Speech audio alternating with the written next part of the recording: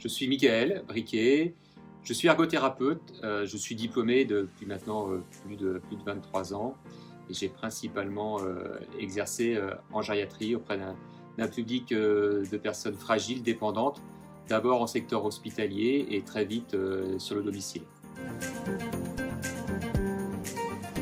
Pourquoi avoir créé Merci Julie ? Eh bien, en fait, on s'est aperçu qu'il y avait un vrai besoin d'ergothérapie à domicile pour les personnes âgées. Ce service n'existait pas. Il y avait ici ou là des prises en charge pour les seniors avec des ergothérapeutes, mais il n'y avait jamais cet accompagnement au long cours. Et on a voulu créer Merci Julie justement pour amener de nouvelles solutions aux personnes fragiles, dépendantes, pour les accompagner au long cours dans leur problématique d'aménagement du domicile. Merci Julie, c'est déjà une belle aventure humaine. En fait, on était quelques personnes au départ à croire en ce projet, à vouloir répondre de meilleure façon aux personnes âgées, à leurs aidants, aux professionnels du soutien à domicile. Et c'est avant tout ce projet qu'on a voulu défendre au travers Merci Julie.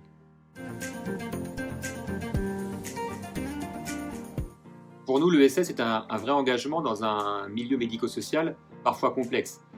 C'était important que tout à chacun, salariés de l'équipe, puissent être décisionnaires du projet Merci Julie, puissent apporter une dynamique, puissent apporter ses valeurs, puissent apporter ses projets à défendre au quotidien. Si on veut amener les personnes âgées vers le changement, il faut améliorer la capacité que nous avons pour les accompagner.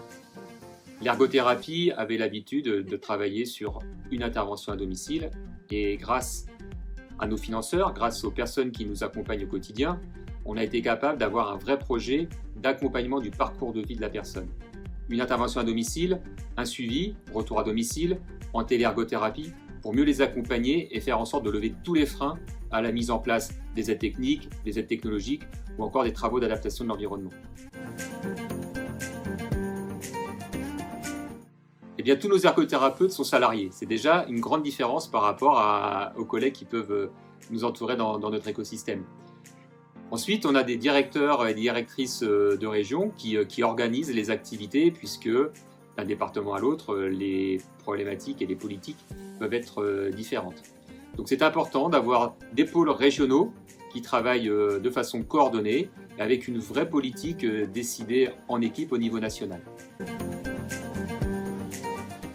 En 2016, dès la création de Merci Julie, il était important pour nous de démocratiser l'accès à l'ergothérapie, puisque je le rappelle, il n'y a pas de prise en charge par l'assurance maladie.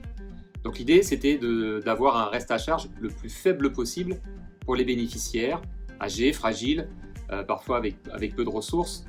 Donc depuis ce temps, nous avons travaillé avec les conférences de financeurs départementales, avec les caisses de retraite principales, la CNAV, la MSA, les caisses de retraite complémentaires, pour pouvoir avoir des financements qui permettent aux personnes d'avoir un reste à charge zéro pour bénéficier de l'intervention de l'ergothérapeute et du travailleur social.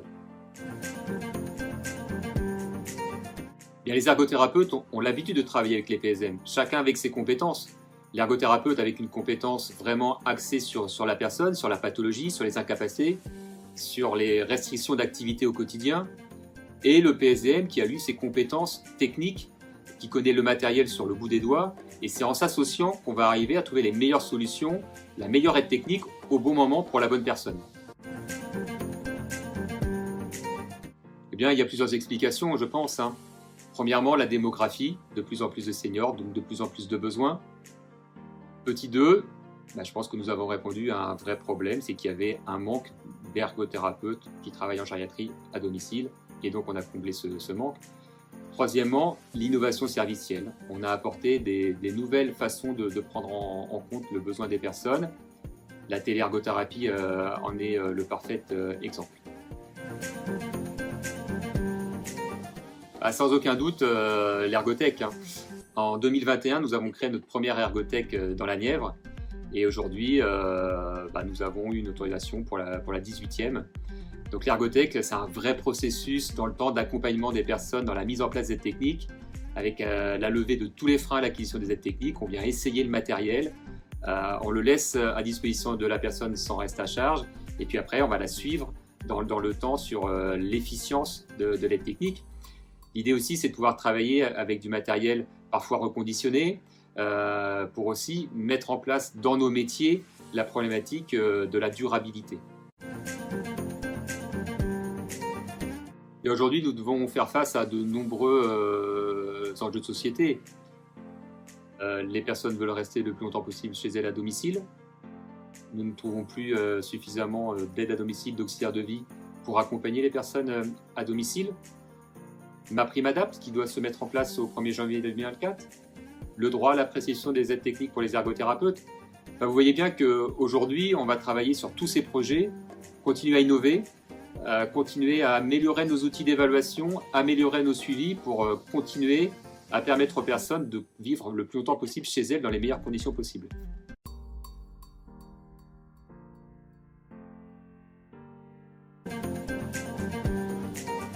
Alors, je suis Jérémy Ramu, je suis ergothérapeute à Merci Julie depuis 4 ans et je suis également formateur sur le secteur de l'Île-de-France. Alors, si je devais définir cette expérience en 4 mots, ce serait aventure humaine, du coup ça en fait 2, partage et responsabilité. Alors, au sein de Merci Julie, je suis ergothérapeute en gériatrie à domicile, formateur auprès des professionnels de soins et de l'aide à domicile, animateur auprès du public âgé sur les thématiques de la prévention de la perte d'autonomie et pour les collègues spécialistes COAPS. Et un co-ambianceur.